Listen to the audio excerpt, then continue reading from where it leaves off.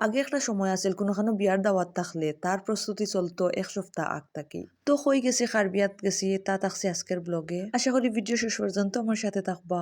আর আমার পেজও নতুন হইয়া থাকলে অবশ্যই একটা ফলো দিয়ে রাখবা। হ্যালো এভরিওয়ান, আসসালামু আলাইকুম। কি তো অবস্থা সবর? আশা করি ভালো আছেন, আমিও আল্লাহর রহমতে ভালো আছি। তো ওয়েলকাম সবরে আমার পেজও এবং একটা নতুন ব্লগও। আমার ব্লগগুলো আপনারা অত বেশি পছন্দ করেন, আমার দেখিয়া খুব বেশি ভালো লাগে এবং নতুন নতুন ব্লগ বানাইতে আমি উৎসাহিত হই। তো যারা যারা আমার ব্লগগুলা পছন্দ কররা এবং আমার সাপোর্ট কররা সবরে অসংখ্য ধন্যবাদ। কালকে রাতটা কি খুব বেশি মাথার বেদনা শুরু হয়েছে, যার কারণে সকালে ঘুম থেকে উঠতেও একটু লেট হয়ে গেছে। তো ঘুম থেকে উঠিয়ে তাড়াতাড়ি একটু নাস্তা করিয়া ওষুধের বক্স বা করছি ওষুধ খাওয়ার লাগে। এদিকে আমার মেয়ে তো পুরা অস্থির হয়ে গেছেন যে বাড়ির সব রেডি হয়ে গেছেন, তাই এখনো রেডি হয়েছেন না। পরে বাচ্চাইন তোরে হালকা নাস্তা করাইয়া নিজেও নাস্তা করিয়া ওষুধ খাইয়া তারারে রেডি করার লাগে তারার জামা কাপড় বার করিয়া রাখছি।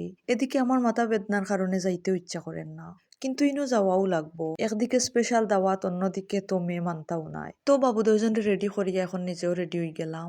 আগে একটা সময় আছিল কোনোখানো বিয়াত যাওয়ার কথা শুনলে পুরা এক সপ্তাহ আগ থাকি প্রস্তুতি চলতো, কোন জামাটা কিনতাম এবং কিলা রেডি হইতাম। আর এখন মাথার চিন্তা থাকে কিলা দয়টা বাবুরে রেডি করতাম এবং কত জটফট নিজে রেডি হইতাম। সময় কত দ্রুত যায় গিয়ে এবং সবকিছু কত দ্রুত চেঞ্জ হয়ে যায়। যাই হোক, মামে তিনজন রেডি হইয়া এখন একটু সেলফি তুলিয়ার এত ব্যস্ততায় সময় যায়। মাশাআল্লাহ, আমার ছোট বাবু বড়ই যাইরা কিন্তু খুব একটা ছবি তোলা হয় না। তো আজকে যেহেতু রেডি হয়েছি একটু ফটোশুট করে লাইলাম। তো সব কাম শেষ করি আল্লাহর নামে রওনা দিলাম। বিয়াবাড়ি যেহেতু খাসে তো খুব বেশি সময় লাগছে না। আমার যেহেতু খুব বেশি মাথার বেদনা, তাছাড়া দুইটা বাবুরে রেডি করিয়া নিজে রেডি হইয়া যাইতে যাইতে আমরা একটু লেট হয়ে গেছে। গিয়া দেখি যে বরযাত্রা আচ্ছয়।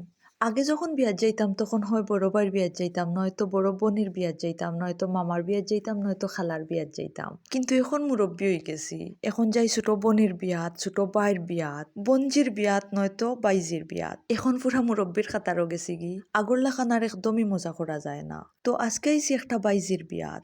বরযাত্রা লইয়া দামান্দ অলরেডি আচ্ছয়। কন্যা বেটিরও রেডি করে লাইছন। মাশাল্লাহ মাশাল্লাহ, খুব বেশি সুন্দর লাগে। কন্যা বেটিরে লইয়া তো সবে ফটোশুট কররা। এর মাঝে বিয়ার উকিল এবং হুজুররা আচ্ছন বিয়া ফোরানি, যেটা সবচেয়ে গুরুত্বপূর্ণ পার্ট। ও একটা দস্তগতর মাধ্যমে খেউরোর জীবন ফুরা রঙে রঙিন হয়ে যায় আর খেউরোর জীবন ফুরা তেজপাতা হয়ে যায়। তো আজকে যেহেতু আমার বাইজির বিয়া, আমি দোয়া করি মন থাকি আমার বাইজির জীবন যেন ফুরা রঙে রঙিন হয়, তাই যেন সারা জীবন খুব ভালো থাকে এবং খুব খুশি থাকে। আপনারা সবেও দোয়া করে দিবা। ইনো তো কইনা বেটিয়ে খান্দিয়া অস্থির হয়ে গেছে।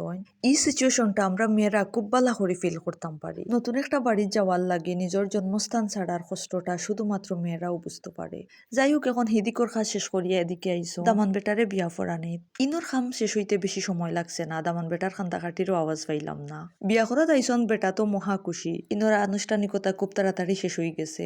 কষ্ট তো সারা কন্যা বেটির বাফর আর মার, কত আদরের দনরে অন্যের বাড়ি ফাটাই দিরা। বাবার রাজত্ব তাহক আর না তাহক, প্রতিটা মেয়েও বাবার কাছে তার রাজকন্যা। কত কষ্ট করি ছোট থাকি অতি আদর এবং অতি যত্নে লালন পালন করিয়া মেয়েটারে যখন অনুষ্ঠান করিয়া অন্যের বাড়ি ফাটাই দে, তখন বাবা মাদের মনের অবস্থা কিতা হয় একমাত্র তারাও কইতা পারবা। দোয়া করি পৃথিবীর সকল বাবার রাজকন্যারা যেন খুব বেশি বালা থাকেন। তো দেখতে পাররা খাওয়া দাওয়ার পর্ব শুরু হয়ে গেছে। প্রথমে বরযাত্রার তারারে খাওয়াই লাইছন, এখন বইছন কন্যার বাড়ির পার্টি। তবে আমার মাথার বেদনার কারণে আমি কিন্তু একটু খাইতাম পারছি না, তবে এনজয় করছি আলহামদুলিল্লাহ। এর মাঝে বাড়ি তো আচ্ছা ইয়া তো শুরু হইলো বাচ্চাইনদের জামা কাপড় চেঞ্জ করার ফালা। ভিডিওটা কেমন লাগলো অবশ্যই কমেন্ট করে জানাইবা। আজকেও পর্যন্ত দেখা হইব নেক্সট ভিডিওতে। সেই পর্যন্ত সব ভালো থাকবা, সুস্থ থাকবা, নিজের যত্ন নিবা। টাটা।